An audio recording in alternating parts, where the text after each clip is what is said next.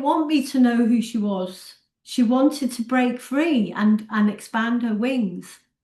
So yeah, this susceptibility to cults, I find quite tragic here because I actually feel that that's why this, and I'm talking about peer pressure cults as well. I'm not just talking about false teachers because I feel like, that is the symptom of not having this healthy culture where the young person lands and has a really strong sense of where they're going on the inner. They really know how to navigate. So, you know, woman becoming as they've arrived, and then, you know, it's like everything so far has been building the inner, right?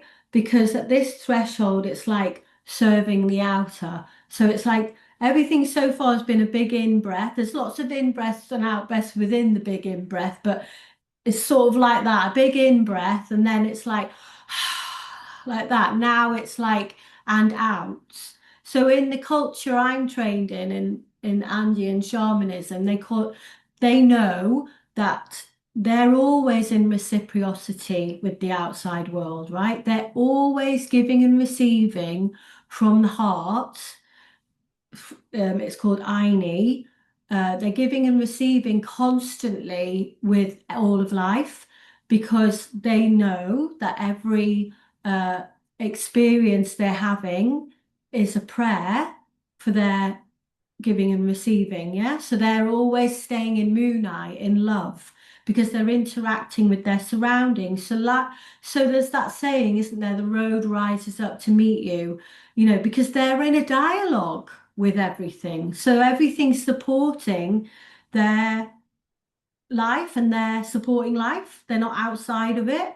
So that's why I feel they're so susceptible to cults or cult-like experiences, or because they're just about to take that out breath after like a long time of building sense of self and being in this teenage psyche, and then everything changes again, and their whole childhood now has to die. Everything has to die to have the courage to go forward.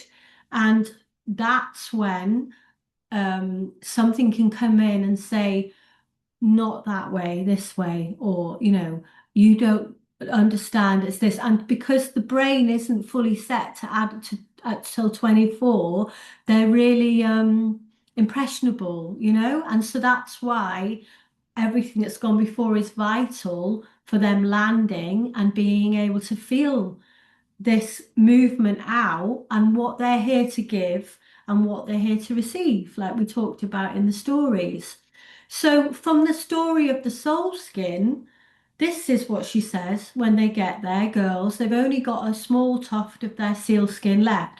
So, if they're going out without much of their soul skin left, they're basically skinless. It's like being like really exposed, isn't it? Because it's not, you haven't got that protection.